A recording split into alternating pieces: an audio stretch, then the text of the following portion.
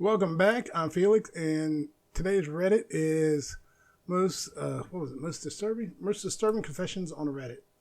I like listening to stuff like this, so I thought I'd take a listen and see what kind of disturbing confessions these people got to make.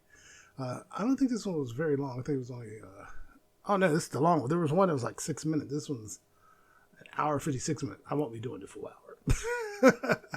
This one's almost 2 hours, so I'll listen to it for a bit, and then I'll leave a link. You guys can finish listening to it. All right. Don't forget to like, subscribe, and let's see what kind of disturbing confessions these people got. When I was 10, I was dating a 21-year-old man. My parents agreed to give me away for money. I gave birth at 14, and my son thinks I'm his cousin. I love animals a bit too much. I think my mom is saying me. Need someone to tell me if I'm crazy. These are just a few of the most disturbing confessions I could find on Reddit. And if you thought those were bad, it only gets worse. Let's start with the first one. My brother went from killing animals to being a kindergarten graduate. Already, I'm just like, Jesus. Acceptable Brick 816 shares how his brother is 6 years old. Meanwhile, he is 28.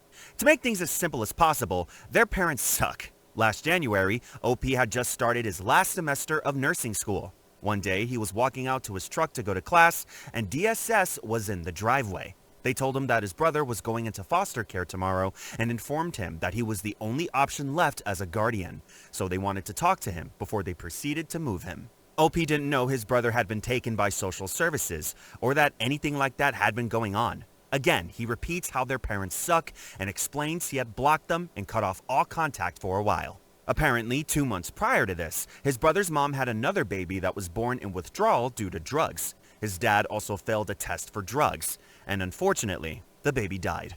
After this, his brother was taken in. He had gone to another family member initially, but she could not handle him, and there were no other family members that could pass a drug test except for him. He decided to take him, even though it's a horrible family. No one could pass a drug test? Jesus. I'm already disturbed. They warned him that his brother was violent and his behaviors are horrible and has even killed animals. OP took him anyway. He hadn't seen his brother much during the last couple of years, but he decided to give it a shot. It was a nightmare. He was 5 and had been expelled from kindergarten twice. He tried to enroll him in kindergarten at a different school, but his brother could not function for a day without hitting, cussing, destroying classrooms, or throwing stuff. One day, his kindergarten teacher had to evacuate the classroom because he was destroying it. OP had to put him in a special school for children who can't function in a public school. He went there for 9 months. His little brother hit him, kicked him, spat on him, screamed at him. He actively defied him and laughed about it. He had to re-potty train him. He had been having accidents prior to coming to him.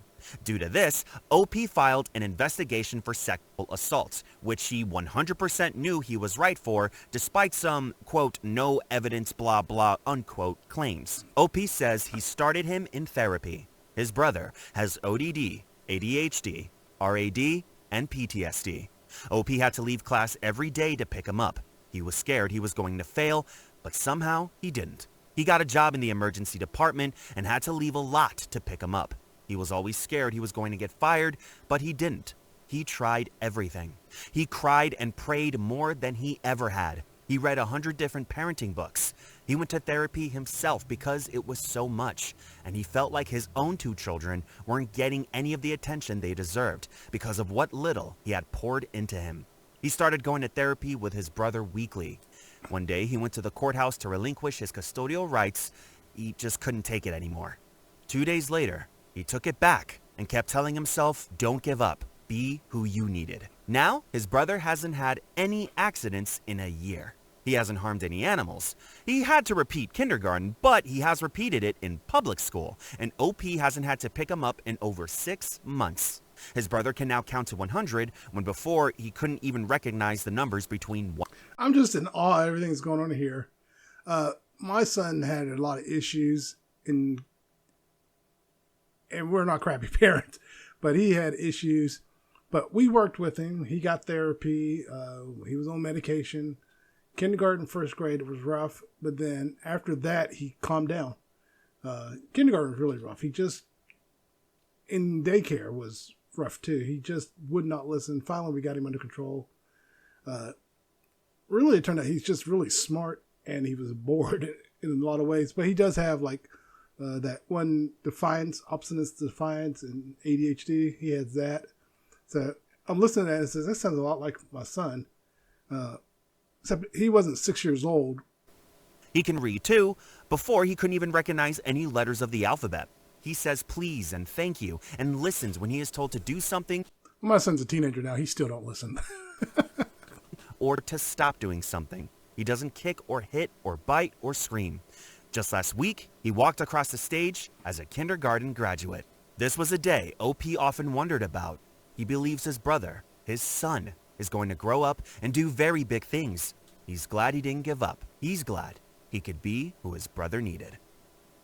I had a son when I was 14, and no one in my family knows except my aunt. This confession is from a Reddit user named NecessaryWorld2081. 5 years ago, she shared how she used to be assaulted by a family member until she was 13 years old and moved in with her aunt. Her aunt is a good person who took her in and helped her get away from the bad people in her family. When they found out she was pregnant, her aunt guessed how it happened. OP hadn't told her aunt about how it happened, but her aunt said she always suspected it, yet never had any proof. Her aunt came up with a way to get her away and help her. The aunt herself pretended to get pregnant and asked OP's parents if she could get custody of her, so that she could move in with her, get homeschooled, and help her out with the baby. Her parents said no at first because they knew that they'd lose out on food stamps, so her aunt offered to pay them whatever they would have gotten in food stamps in cash. This would be in exchange for her living there. They agreed once they found out cash was involved, and her aunt gave them some extra cash every month to keep them out of their lives. OP informs everyone that her parents are regular redneck junkies who are no good to anyone. She had the kid in 1988 and has seen her parents a handful of times since. Her aunt went to court to get custody of her and said her parents dropped her off at her house one day and never picked her up. OP went along with that story in court, and it worked out. She said they went back to her house day after day, but her parents were never home. They were also ordered to come to court, but never showed up. Her aunt got full custody of her, and she lived with her until she was able to get herself a good job.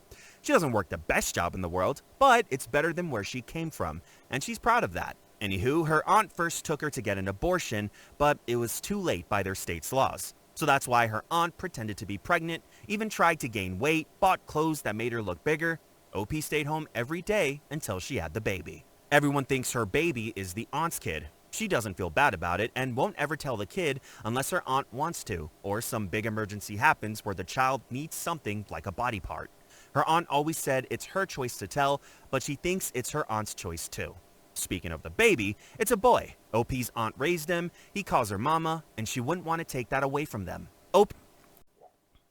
In 98, so the kids, don't ask me to do math, my brain just froze.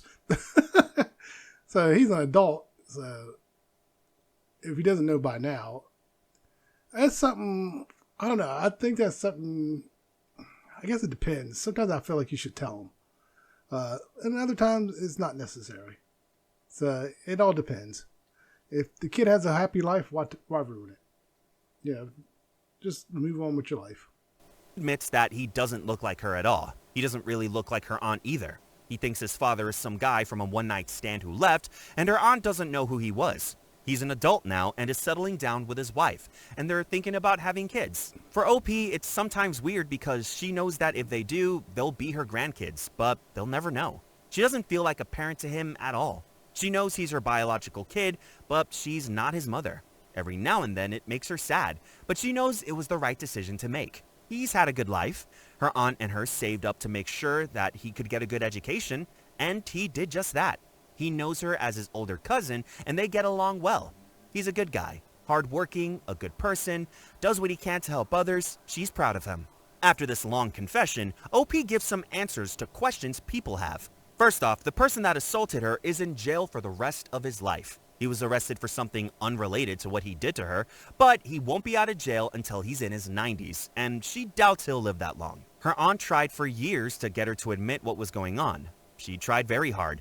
Anytime she saw her, she asked if she was okay. Her aunt tried to get custody of her when she was a kid, but it didn't work out. Her parents acted like decent people, and she denied anything was going on out of fear. OP doesn't want people to assume her aunt could have done more. She did everything she possibly could, but OP was too afraid to speak up sooner. And there's only so much you can do, especially if the parents are getting in the way. And the parents are like, we're around and nothing happened. Nothing happened. I do like the fact in the end the aunt came up with a plan, tricked them, and got that kid. So it worked out in the end. Unfortunately, she got assaulted multiple times. But at least she's alive. That's because a lot of that stuff ends in death. So OP knows DNA tests exist. She doesn't know if her son will get one done, but they'll talk about what to do if he ever does. It's complicated, and she doesn't have the answers for what to do, and neither does her aunt. Everyone has their own opinions that are right and wrong regarding what she needs to do on this subject. Her parents are both alive as far as she knows. She doesn't speak to them at all and hasn't seen them since the early 2000s. She doesn't care or want to reconnect with them. The way she looks at it, her aunt is the only family she has ever had, and she doesn't need to worry about someone who gave her up for drug money. Regarding how she gave birth, they went to a hospital outside of their town to avoid being seen by anyone they knew. Growing up, everyone thought she was a shy kid. She was a big reader and spent most of her time inside anyway. No one thought it was weird that she didn't leave the house a lot. Her aunt also had a good job that let her stay at home and go back to work when she started complaining about having to come in while pregnant. That helped them out a lot. Back then, you could call a store to fill in your grocery order, and the grocery boy would drop your groceries off, similar to how stores have deliveries which you can order online now. OP also adds that her water broke in the middle of the night, and they were lucky with that since their neighbors never saw them leave. Anyway, no, she never went to college. When she was a kid, she never thought she'd even graduate high school, but she did. She won't tell anyone what she does for a living or where she works. That's a strange thing to message someone about and ask anyway. Yeah. Regardless, she makes enough to pay her bills and have a little in savings.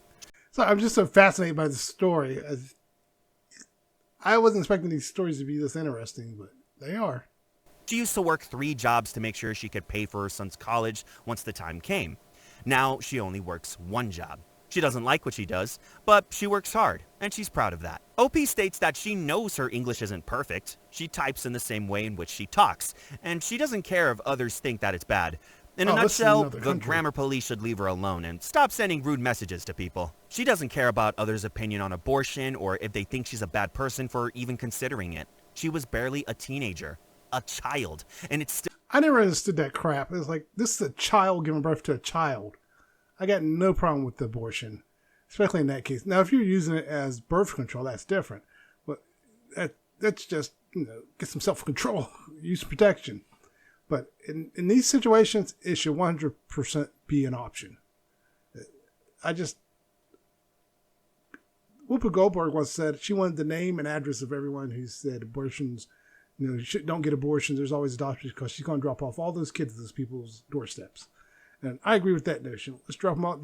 They want these kids to live. Well, let's drop them off. They only care about the fetus, but once the kid is born, they don't care anymore. Well, let me move on. That part pisses me off.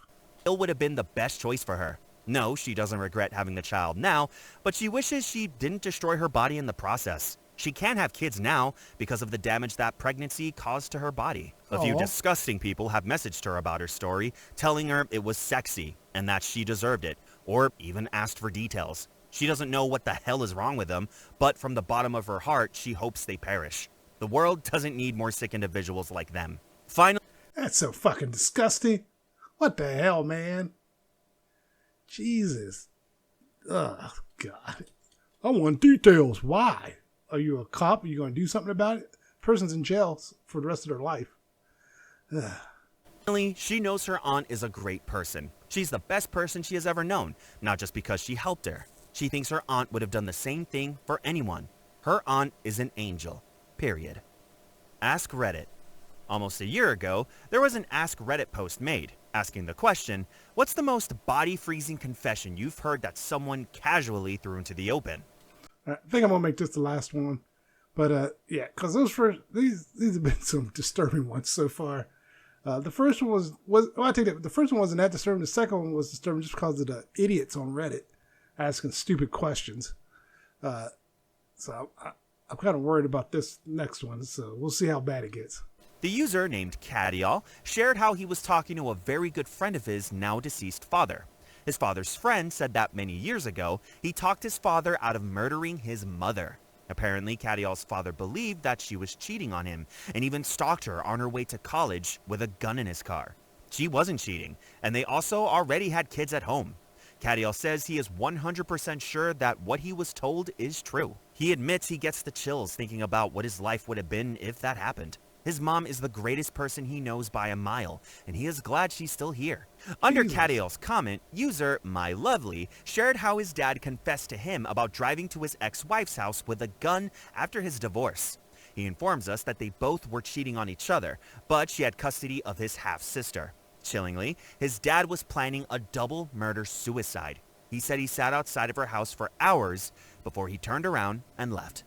User I don't know if Fida shared how a friend of theirs who was a Okay, these are just running through real quick, but still, man, people, you can do therapy online now. Good Lord. recovering crack addict once mentioned that at a party, she sold her friend to a couple of guys so that they could do whatever they wanted with her in exchange for some amount of crack. The friend who was sold was too out of it to give consent. I don't know if Fida is still shaken by the way it was revealed so casually, laughingly, and with no regret. I don't know if Fida knows that people do messed up things when they're addicted, but the lack of guilt or remorse got to them. They could never see their so-called friend in the same way after that. I feel something from abusing animals, and I keep coming back for more. Okay, I'm done. Oh, yeah. Jeez. Y'all some twisted people out there. Man. Dear Lord. All right, that was head turning. I'll leave a link if you want to finish it. I don't. I probably won't be coming back to this. But it was definitely something different. There's all kinds of disturbing stuff out there. Don't forget to like and subscribe, and everyone take care. Later.